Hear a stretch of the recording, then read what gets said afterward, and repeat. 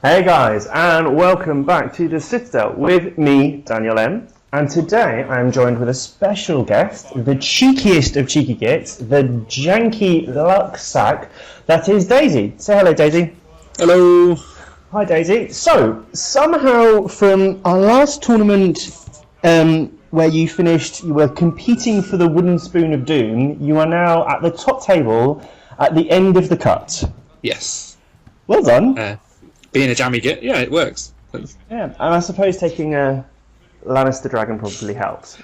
Yeah, just a little. Yeah. So, you're at the final table, you're facing up against Dan Gallagher, you've played him once before, how are you feeling? To be honest, quite nervous about it, because I had this feeling it was all going to backtrack on me at the last minute.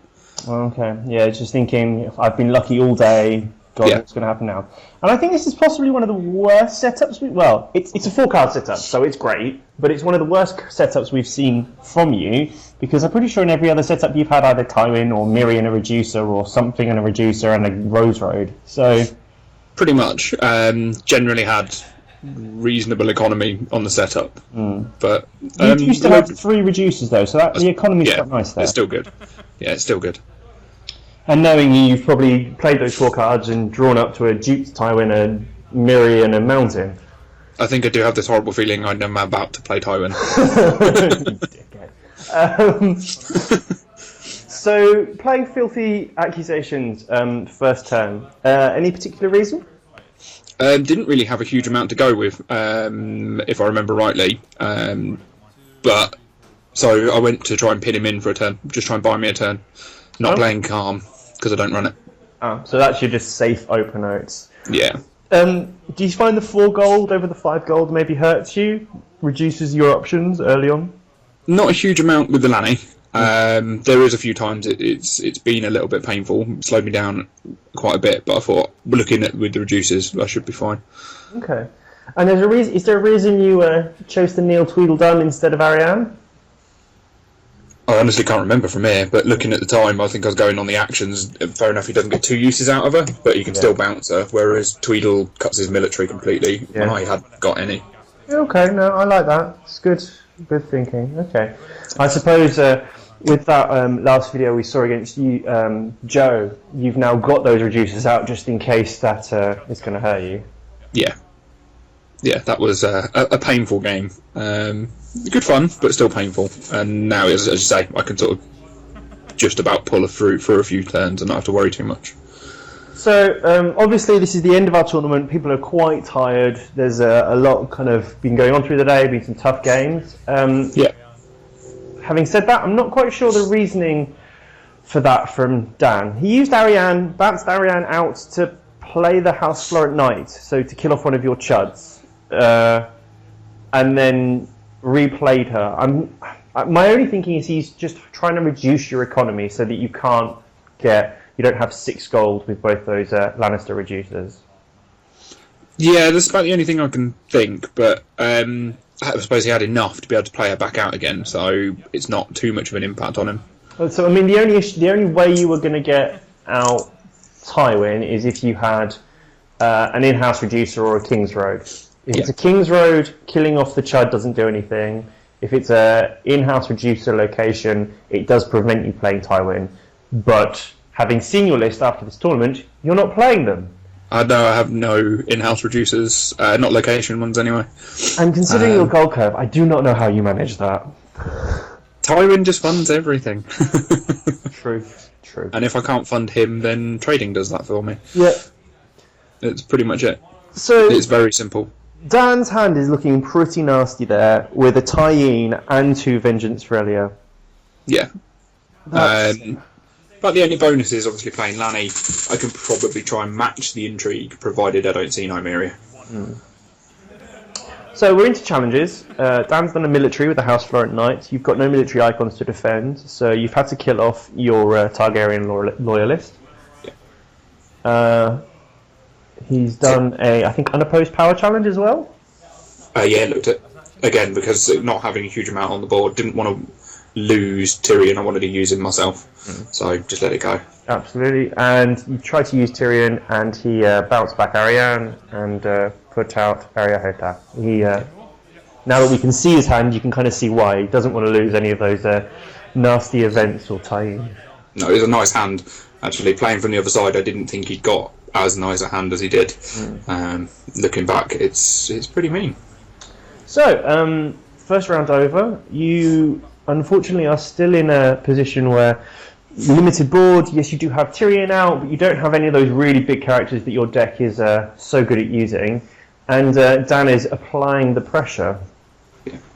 And it was a game that I kind of felt under quite a bit of pressure quite early on. Really had to try and drag it out. Yeah. And I suppose the difficulty is even... So he played Forgotten Plans, cancelling your Noble Cause. Yep. Which is quite impressive. Which again, as I say, economy's not looking the best. Was a bit painful. Yeah, I think that's a good play by him. I think Forgotten Plans is hard to hit with, but if you can hit something like a Noble Cause, it can be quite painful. Yeah. So you've got 5, you've got 6 gold effectively. So unless you've got a reducing like a King's Road, you might be in a bit of trouble. And I think I had the Jamie, so wasn't too painful. So starting to see some of those classic Lannister characters starting to hit the board, but you're facing off against the Martel might of just all those 5-costers. Yeah. As said in my last one against Dan, this time, remembering what the deck does, I really did want to find the mountain to try and hit those 5-costers. That Absolutely. was my main goal. Once you've seen it happen to you once, you realise how many 5-costers there are, and you realise that actually the mountain is so clutch in this game. Ariane's back out again. So if looking at that board, I'd have said, because Dan has still got 2 Chuds, he's got aGoT, a big kind of strong military, and he's got that Ariane, and seeing his hand, I'd say he does have the kind of board presence advantage. Yes, I'd say the quality of your characters is better, but I think the fact that he's got a better icon spread probably does advantage him a bit.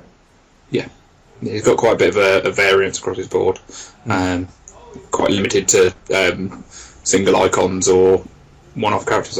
Yes, they're impactful, but I can't do a huge amount with them against his board. Yeah. So you've saved 2 gold, so I wonder what that's going to be for.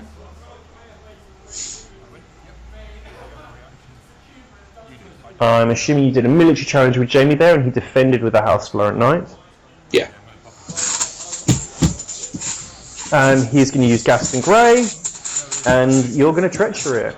Yeah. So that was really nicely tempting out that Gaston there. Again, me being a jammy git, happened to have the treachery just when I needed it. Are you running 2 or 3? 2. Then yes, I would say you're a jammy git. If you're running 3, I think you can kind of rely on having one in hand when you need it. I think running 2, and you kind of do start to rely on luck a little bit more. Yeah.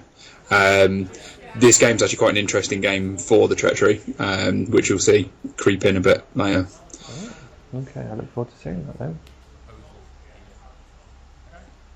So, Darren's going to do a military challenge back at you. Coming back at me.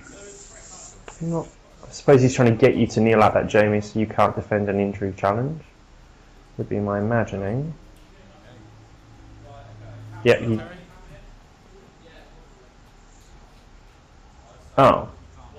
No, he's doing a military with aGoT. I'm not sure what the right was for then.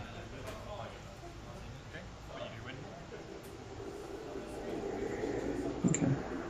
Yeah, I'm not sure why Tweedle, whichever, actually ended up kneeling then. Oh, no, sorry, I know what it must have been. It must have been the House Florent Knight kneeling from Tyrion, and then Tweedledee kneeling when you did the military challenge. With Jamie, yeah. And then when he swung back at you, you obviously defended with Jamie. Yeah. But it was 5 strength to 5, so he won. Interesting, I would quite like to pay to see that fight. Jamie facing up against aGoT, giant axe versus a sword. Quite An interesting matchup, I think. Especially early Jamie when he's still got both hands. Well, yeah. Late Jamie, he'd be owned by that giant eunuch. So, moving into third round, Dan is playing his classic Song of Summer. So he's just upping the strength of all his characters. He might have another House Florent Knight, or he's just going to buff his board in general. And you now playing that Trading with the Pintoshi, which I think means you've got some really big things to start dropping. Yeah, as I say, it's probably about now that I started to really try and bring myself back into the game. Say, sort of buying myself a few turns, struggling with him having hit the noble. I think having this... And there we go, we've got Tywin. Nicely done with a bodyguard on him, so he's nice and safe. That's good. Yeah. I think, as you say, despite feeling on the back foot in those first 2 rounds, he does only have 3 power, and I think because you've got that renown on Jamie and the renown on Tywin, obviously, you're now in a good position to kind of start bringing it back. Yeah, and I've got Jorah to add to that renown first as well. Which is really good.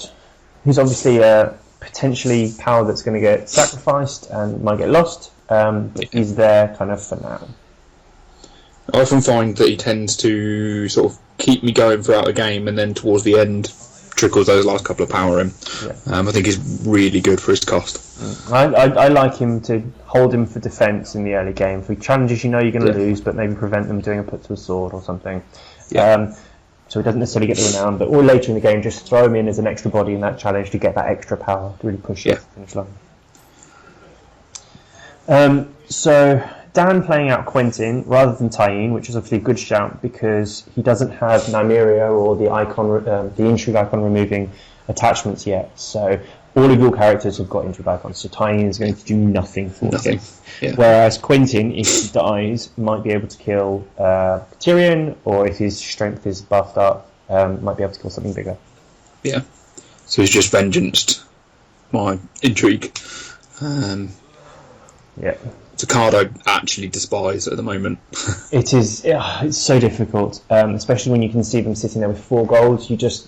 It's that point of 4 gold when you go, I don't know if you've got lots of tricks in your hand or if you just don't have anything to play. Yeah, puts you in an awkward situation. Yeah. And you lost your Seal of the Hand, which is going to hurt, but it's not the worst card in the world. No, it is only a one-off in the deck, and it's purely there for Tywin. It's not really aimed for anybody else. No one else gets the same use out of it. No, it's a nice extra. Yeah. Doing your challenge with Tywin now. Obviously on 8 strength because of the amount of gold you've got. And I'm just thinking about how he's going to defend this.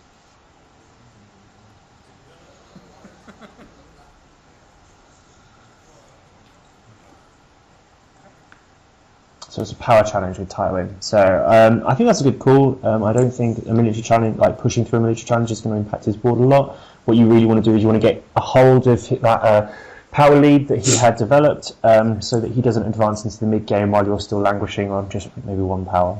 No. I think that's a good call there. And obviously you've got Jamie for the power military challenge without. Yeah, I get a free military challenge off him basically. So. Yeah, so people can, and the thing I've had a lot recently, obviously people were complaining about Lannister and the fact that they've got so many good cards. And yes, they have efficient cards, but they don't have the tricks that a lot of other houses do. They don't have like Arianne jumping, they don't have Miriam Azdur killing people, they don't have those kind of tricksy, gonna really stab you in the back cards. They've got efficient, powerful characters. Yeah, without playing sort of jumping lions, you can see exactly what's coming. Tywin is really obvious. The mountain, again, is very obvious. Hit and miss as well, because it's a potluck reaction, really. You never know what you're going to take off the top with that pillage. The only thing, I suppose, tricks-wise, they do have is treachery, which... And almost the thing about treachery, I'd say, is that, yes, it's a trick, but it's actually it's a cancel. So, in fact, really what it's doing for you is it's just cancelling their tricks. Yeah. So we saw a military challenge there with Quentin, stealthing Jamie. You defended with Jorah, and the crone died. It's a bit sad to see the Crone die. She's, as I've said in previous videos, a very banter card. It's really nice to kind of get some weird random kills with her, but at that point, she's the best target for your claim. To be honest, she's done more for me in casual games than she did in this tournament. She killed a couple of pieces over the games, but nothing impactful. Whereas in casual games, she's a nightmare for killing Ashes and Balons and stuff like that. So, ooh, confiscation to your summons. So he obviously has some ideas of threatening your Tywin. That's interesting. I wonder what he's going to want to do to him. And I wonder what you're going to summons for. Unfortunately, I'm sat on the side of the table where I don't kind of give things out quite as easy, so you can't quite see my hand. So you've got Mirroring. Yeah. Good card. Going to be helpful, especially when a Gaston on the table. However, you may, with the size of Dan's board, may struggle to force her through. Again, it's even if she's not getting through, it's the amount they've got to throw in to defend against her. Absolutely, and I do think that is the best use of her. She's a threat on the board, and yes, if you get her through, that's great. But it's just a challenge that when you use her, that your opponent is paranoid about what they do. They just have to they have to over defend it, and then you can push through another challenge with doing something else. And as you say, if you definitely know you're not going to get her off, she becomes a great beat stick. She's still strength 5, 2 icons. Oh dear. So you've got Sirio, and we've seen that you've got Miri in your hand. So Dan is probably now a little bit worried about what's going to happen next turn when you get Miri out. Because giving her that stealth and giving her that military icon is quite amazing. Yeah. Milking Quentin, thought behind that was just to stop him from killing things when he does go. Yeah, you don't want him killing Sirio or Tyrion or Jaime or any of those kind of characters. I was going to say, even at his lower strength, there's a fair chunk of the board that he can really damage. And with Dan going second, he's got that strength boost now, so that's different. And he's now got your favourite pair on the board. Tweedledick and Tweedle other swear words. I hate those cards so bloody much. I have to admit, I had great fun playing against Dan with them because my perfect first no target. Yeah, absolutely. And I hit them repeatedly with it. Good. So hit them in the face. Yeah. I have to admit, it is that soul destroying mode. You can probably see my face at the moment, where I'm sort of just staring at the pair of them. Because I like to run them when I do banner Tyrell in anything, not running it as a main house very often. But they are a pain on the other side of the table. I think just the fact that they've got 6 strength for military defence that doesn't kneel, it's just appalling. It's just so hard to then math out the board and figure out what you want to do. If I see a board like that, the first thing I'm thinking is Wildfire, just because I'm at the minute, right now in this current meta, I'm liking Wildfire just because people are playing so many big dude decks of just I'm going to play loads of really big characters out onto the board and then win. So you let them play out the big characters, Wildfire, and then you're in a chance where you can play out the characters that you've held back. And sorry, carry on. So I'm playing one of those big dude decks. I prefer first no, but only because it doesn't hurt me. Ooh. Yeah, Vengeance, your military challenge with no Chud on your board. So unfortunately, despite starting off with the Crone and 3 reducers, you're now at a point where you're having to kill off Jorah. I have to admit, it's quite a thing you kind of get used to with that deck specifically. Quite often you don't have Chuds, and it's just picking the easiest thing to get rid of out of impactful characters. And unfortunately, in a lot of cases, it's actually Sirio. That's very unfortunate. But I think when you've got the 2 extra gold from Tywin, it makes your more expensive characters quite disposable because you've got that money to spend on them so easily. Yeah, it's not too painful. Plus, I do run close call.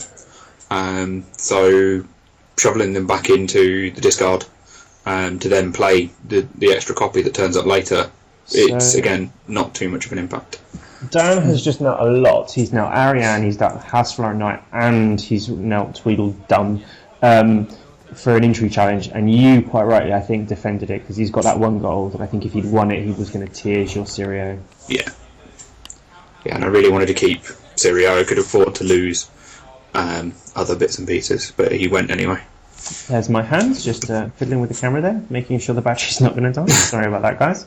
Sirio obviously then died for the military challenge. I think if Dan had done the military challenge first, he maybe could have forced you to kneel out enough characters that he would have got the intrigue through, which would have meant that Sirio would have died and he would have taken a card out of your hands. So again, I think Dan maybe falling into the kind of first edition player folly of always doing that intrigue first. So I think when you're trying to play a deck where you want to tears people and you want to tie in people, doing the military first is really key.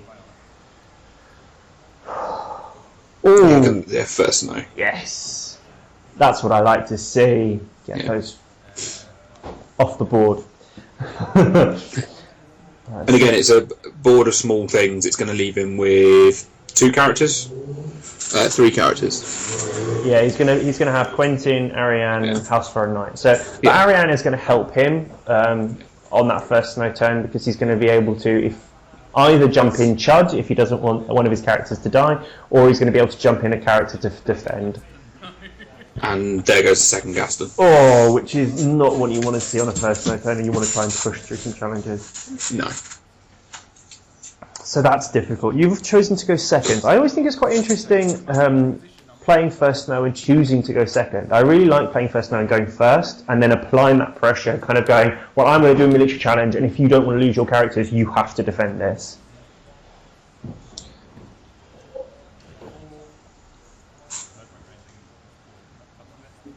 Oh, and you've got your Unsullied. Oh, that's good. You've got something to kill now, which is good. If you have to. And it still left me with a couple of golds out there, by the looks of it. So, you obviously chose to go second. Do you think that was because you didn't want to buff Quentin's... Well, Quentin's strength wouldn't be buffed. So why did you choose to go second? I think, from memory, it was going with wanting to have him come for me, kneel out defensively. I use first snow quite defensively anyway. It's not always an attacking plot for me. Okay. And honestly, I can't remember what was in my hand, so I must have had a plan. What have we got? So Dan's got 4 gold in his hand. He's 1 off being able to replay aGoT this turn, but obviously he can replay him using Ariane. So if you do want to get through a military challenge, you'll have to use 2 characters, and then potentially risk getting one of them Gastoned. The thing with Gaston at this point was I did have the second treachery in hand. Oh, very nice. I pretty much drew it the turn after I played the first one. Jammy bastard. Yeah. So like I say, when I said there was going to be a funny moment with the treachery, yeah, there you go. I had the second one. So you've done that military challenge, and you're sitting on some gold. Dan has got to think you've got that treachery in hand. Yeah, so he's going to bounce in the aGoT to remove Tywin from the challenge. And then he's going to defend and win it because you're 3 strength to his 4. It's not going to do anything. No.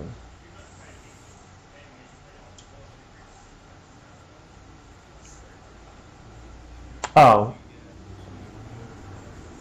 Of course, this is his challenges. So his challenges. Sorry, yes. Yeah. No. So Quentin had attacked and you defended with both. Sorry. Yeah. Okay, so you're using Tywin on that defense there to try and get the renown on him. I like that. Okay.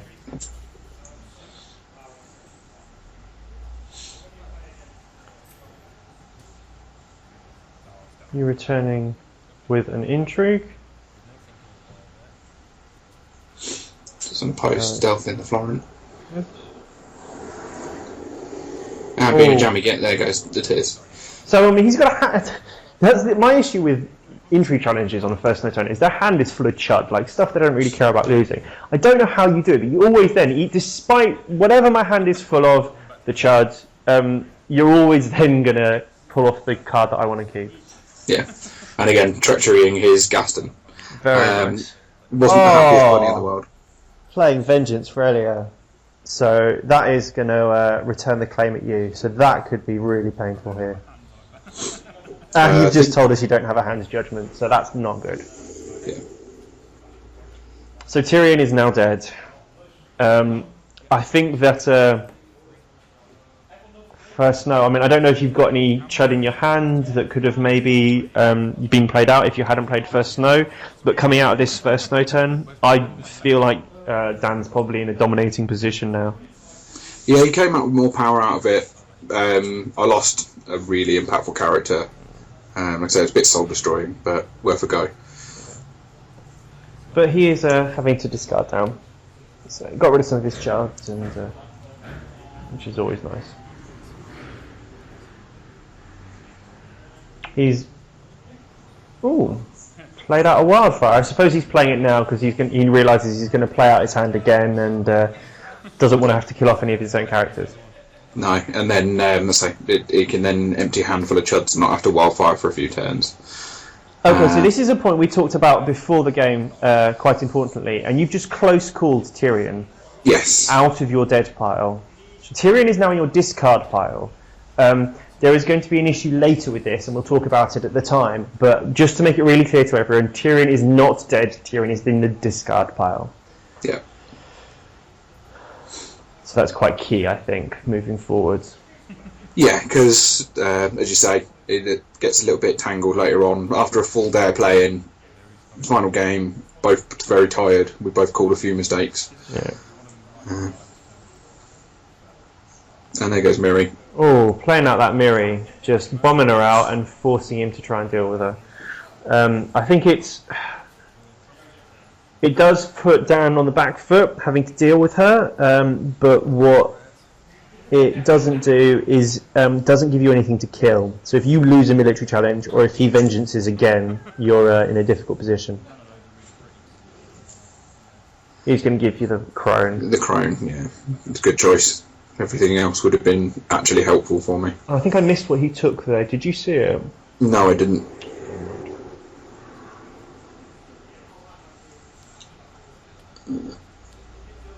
Was it another Gaston? I have this feeling it is, because that's the one that's at the end. There's another Gaston there. So at this point, he was joking about me having the third treachery in hand, and I basically managed to put him off for 2 or 3 turns within thinking I got a treachery in hand. Just by holding that 1 gold there. Just by holding the gold. I think it's so... Sorry, carry on. And just bluffing that I got it.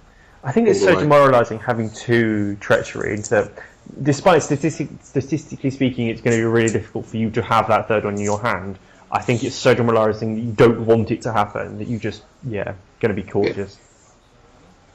Yeah, so it does deter him using it, and actually, if he'd have used it, it could have been a very different game. Playing out one half of the team, yeah. Waiting till next round to play out the other. And this is where you're joking about it. Dan has just said, you've got that 1 gold, you're definitely going to treachery it again. Yeah. And you've been on the receiving end of my little wry smile on them, whether it be true or not. You do have an ability to play up this kind of psychological element of this game quite well. So, going to do your Miri challenge. It's going to be unopposed. So you're going to get unopposed power and potentially get a chance to kill someone. Who would you kill? Looking at this game kind of with a bit more perspective on it. I think I actually killed Tweedle, and again, just to stop the pair, but I can't remember. No, I went for Ario. Must have been looking at the strength of the military, having a small board. I wasn't going to win anything coming my way. Yeah, and I think obviously, because he's obviously got, if he had Arya and he had Quentin, and he's got Tweedle, there's always that risk if you then use another one of your characters that he's going to get through that military challenge, and you're probably going to play quite cautiously, leave them for defence. Yeah, so he's going to military at you for 6, which means you can just defend with Tywin and win. I do wonder why he didn't Gaston that Miri there. Again, it was me bluffing the treachery. Yeah. And I think there is an argument to trying to hold off and try and get that Tywin, because if you Gaston Miri, if he gasts in Miri, you've still then got that Tywin goal to be able to play her out again. But if he gasts in Tywin, you haven't got the economy to be able to play him out easily again. And he's going to do an entry challenge with the House for a Night, and you're going to defend it with Jamie. So he's sitting there on a lot of power now. If I'm counting this correctly, it's 11 power to your 9. Again, still not run away either side. It was a really good close game. It was really solid. You're on your 7th plot. You had to play your confiscation, and unfortunately had to confiscate your own milk. Yeah. So that has turned Quentin back on. I think I would be maybe tempted, if I'd looked at the board, rather than killing that area hotel, I might have been tempted to try and kill off Quentin. Oh, you swag smuggling ass monkey. Yeah, me being me had the milk to back it up. Oh my god. So, people, this is what we call a daisy moment. This is when he luck sacks his way through a game. Pretty much. Oh my god. Yeah. So this is where one of the mistakes came in. I actually played Jorah, Okay. even though he's dead. So this turn gets a little bit interesting. Does have to take a little bit of a backtrack towards the end. Okay, so we're in a, obviously, just to explain to everyone, in an earlier turn, Jorah got killed for claim that we talked about, and Daisy has played it out again. I'm pretty sure this is the time when this gets noticed and I get called over as a judge. And I'll talk about what we or how we played, fixed this situation when we get there. But we'll just commentate on how the game's going. But just so you know, this will get fixed.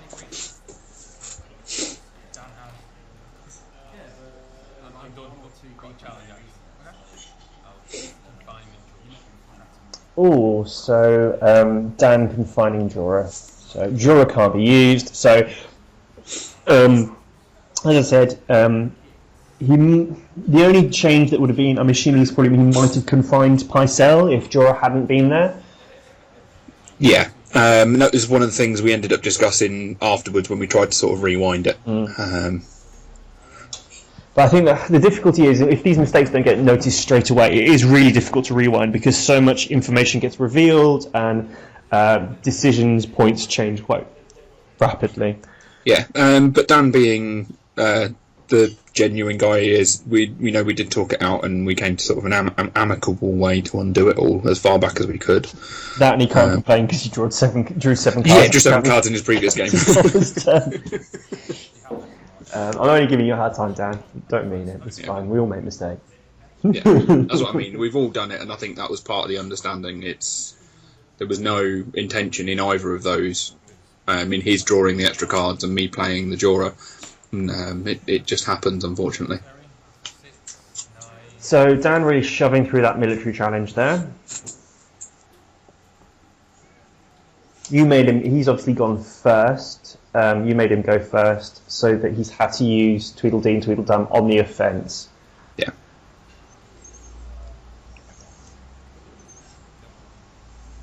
Hits for 4, 10, 13.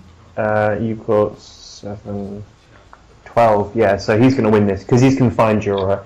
He's going to win this military challenge. Yeah, there's nothing I can do. No. I do just oppose it, just to try and stop him running away with the power. Yeah. With it being quite so close to the 15. Yeah, he's not got the 2 gold there, so I'm less worried about. I wouldn't be worried about the put to the sword. But obviously, you kill Jorah again. Yeah, so there it is. I put Jorah in, and as I put him in, I realised, oh no, Jorah's already dead. Yeah. Okay, so that's a difficult point. And this is where you can just see my foot in the bottom left-hand corner, so just telling me about this. So you guys keep playing on. I think you've just told me it's a boo-boo. I don't think you've told me really that a character was dead yet.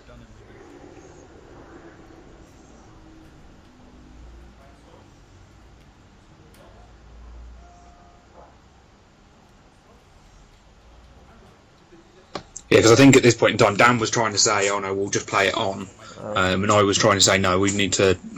You know, I felt bad because I had made a boob.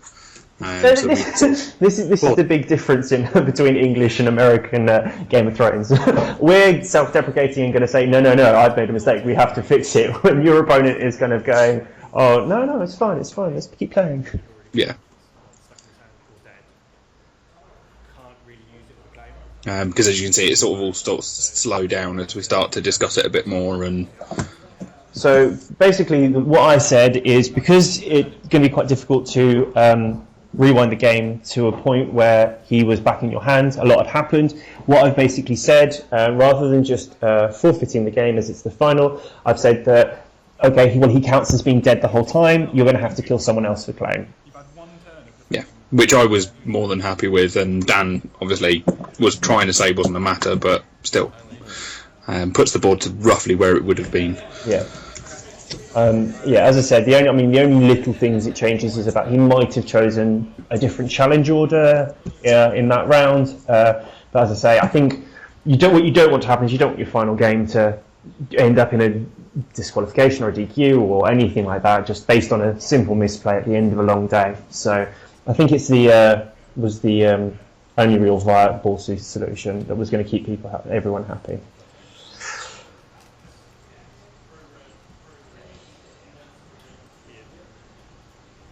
So, moving into the next round, you've played First Snow again to break up Tweedledee and Tweedledum, and he's played his Confiscation to get rid of that Quentin milk. Yeah.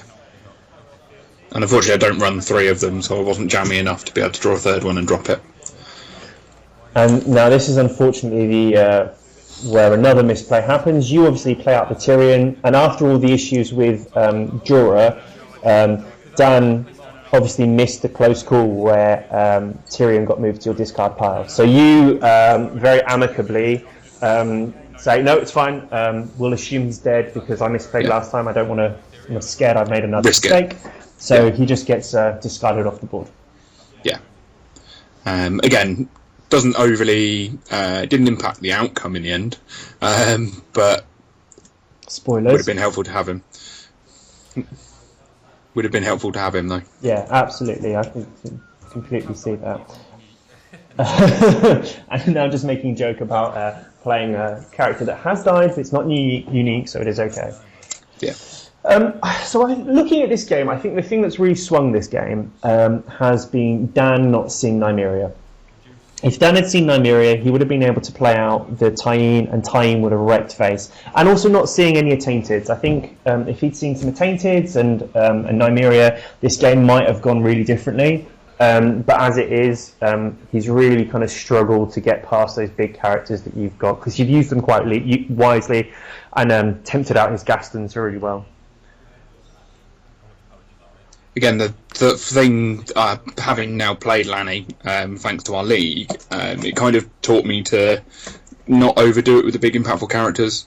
Greyjoy being my main house, you overdo it with them, you throw them at your opponent and hope. Whereas Lanny kind of taught me to sit back occasionally a bit more. And oh, and we're seeing that Attainted. Dan still looks like he's on 11 power to your 10, and he's attainting Nymeria. We'll see if this game goes long enough for him to be able to get Tyene out to take advantage of that. I think for now, what it does for him though is it forces you to use Nymeria in a power challenge, and actually he has got the power icons to be able to defend against her.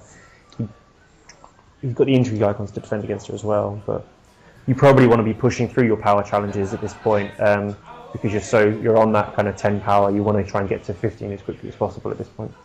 Yeah, that's kind of the thing. My intrigue at this point in the game was my throwaway challenge. Yeah. It could have been wasted. So Dan is going to over-defend it with Ariane and Quentin, just to stop you using Miri. I suppose, yeah. I think what it's done is it's forced him to kneel out both of his characters, which means he can't do a power challenge back at you.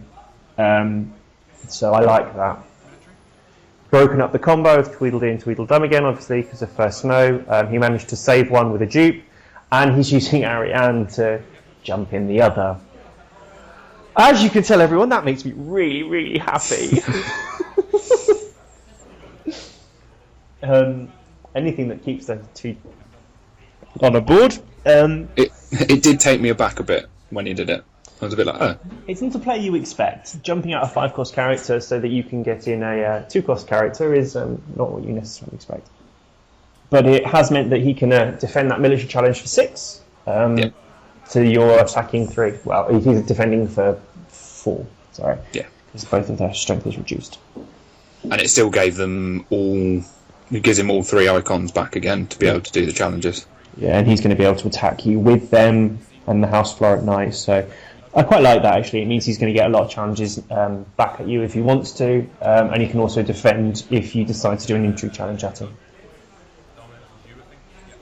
Oh, and he passes. Obviously, because you've got Tywin and Jaime standing, he is going to be able... he doesn't want to just give you free renown. No. So you've got another power. You're now on 11 to 11, and you are slowly creeping back into this game.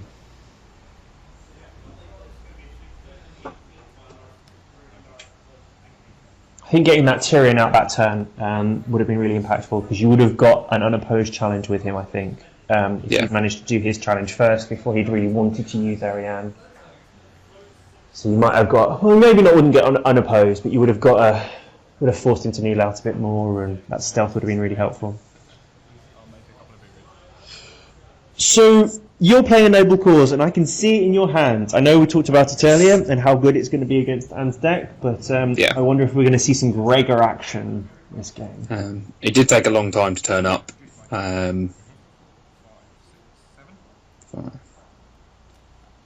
Yeah, in he goes. Gregor. Dan looking at his hand, kind of going, do I have an answer? Is there anything I can do against the mountain that rides? Again, it was something you mentioned after the game was it's again all three the game where I've seen all 3 7-costers and I've put them all 3 in play over one game. Yeah. You've done it a lot slower than you have in some other games though, Daisy. Yes. I've got to say, you've taken your time about it, you've played it nice and slowly. Yeah, I haven't opened up with a Tywin, a Chud and a Rose Road and then played Miri in the Mountain turn 2, no. Which has been done. Yeah. So I think if you're Dan, you're feeling a bit deflated here. You are obviously on 11 power. If you can get through a power challenge and a military challenge, you can... No, you can't. You can't potentially win, because if you do a military challenge with any of those big characters, he's going to Gaston one of them, and you're going to lose power. So unfortunately, that Gaston is really preventing you from closing this game out quickly. Yeah. But again, winding him up, pointing out the gold that's left. Good. But I think at this point, if it's really good in the mid game, doing those psychological games, like paying off that one, keeping that 1 gold, and doing that. But you get to later in the game, and you reach a point when actually it doesn't matter. You're going to do it anyway, just because you've got to. It's going to show. It's a show me time. Like if you don't do it, you can put yourself in a point where you're just going to lose the game. Oh yeah, you've just got to. Well, it's you do it, and if it backfires, it backfires. There's nothing you can do. They're left with very few choices. Yeah.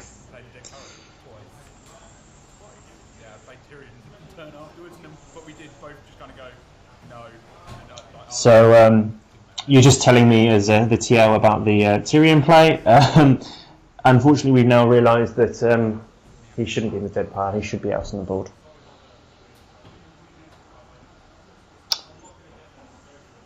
So Dan is staring at his board, contemplating what he can do, and he's played out Nymeria to take away the mountain's military icon.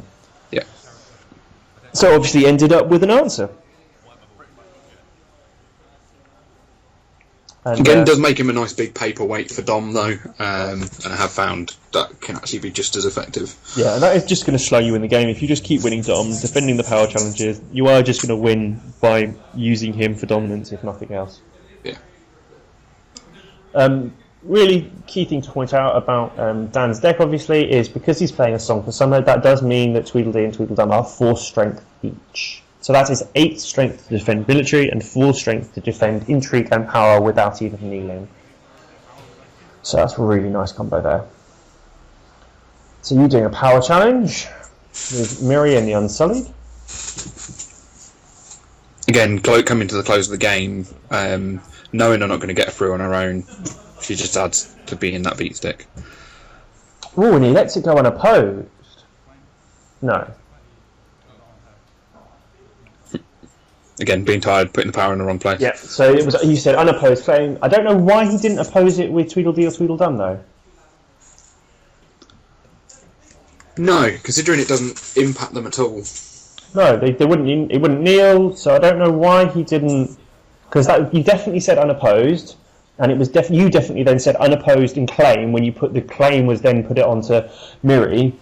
So I don't know why he didn't defend that. Doing a military challenge stealthing Jamie of 5, 6, 11, which is then going to be too much for Tywin to defend.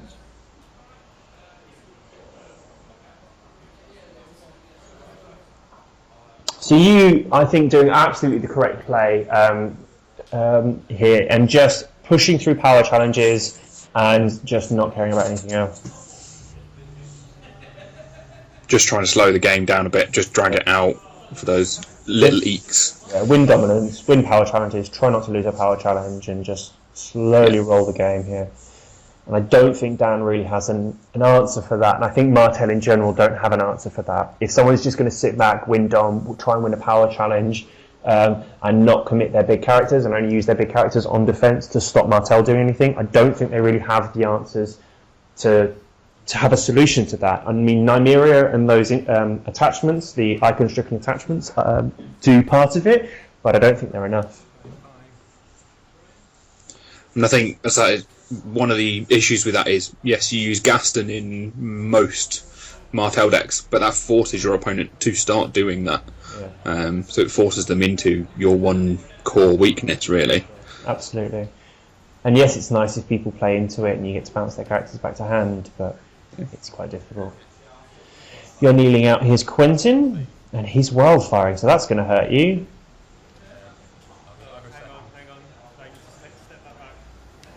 And I'm just highlighting for everyone that you need to play this out properly. You need to determine who's first player. Because what happened is you just started triggering plots without actually determining who was first and second player there. So just highlighting you need to follow the correct order for each of the challenge phases. I know you're both now at the end of a long Game of Thrones, but just highlighting that actually this kind of plot resolution is quite important. Yeah, I think it was just a bit of an assumption, both of us having played each other quite a bit. We knew it was going to go, but yeah, you're right. You slow it down, actually show what's going on, and that way nothing gets missed, and it all does what it needs to do. And the reason why that's really important is by the wildfire obviously saying who goes first. Wildfire was triggered first, and then Filthy was going second. So Dan chose you to go first, so you chose to trigger the wildfire. Yeah. Quentin then obviously killed his character, and then you then killed your characters, and Filthy kneeled Nymeria.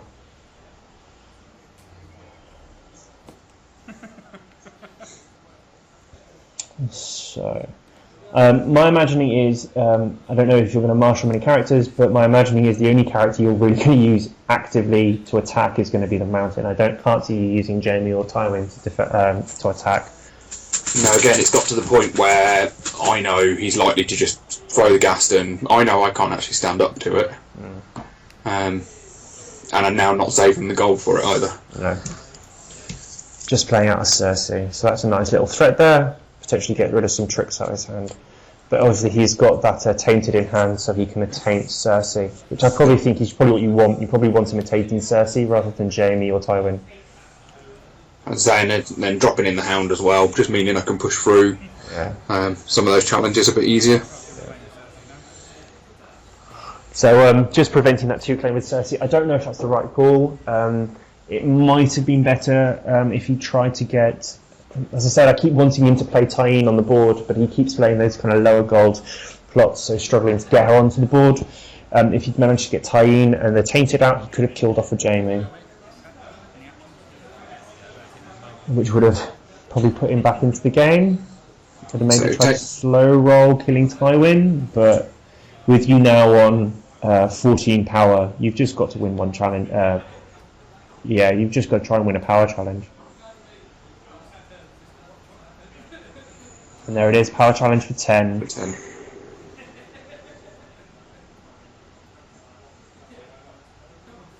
He, as paranoid, took away Gregor's military icon. I think if he'd maybe taken away the Hound's power icon, he maybe could have lasted out this round. Yeah, because I'd have thrown the mountain then instead, and he'd have just bounced it. Yeah. So that's our game, guys. Well done, Daisy. You won the finals of our store tournament. Thank you. Brilliant. So, guys, when you're hearing this, the end of this week on Sunday, the 17th of July, will be our next store tournament. If you want to come to Northampton and play some of these lovely people. Tournament registration will start at 10. Tournament itself will start probably 10:30. So come on down, meet some of these lovely people. See you guys later. See you next Tuesday.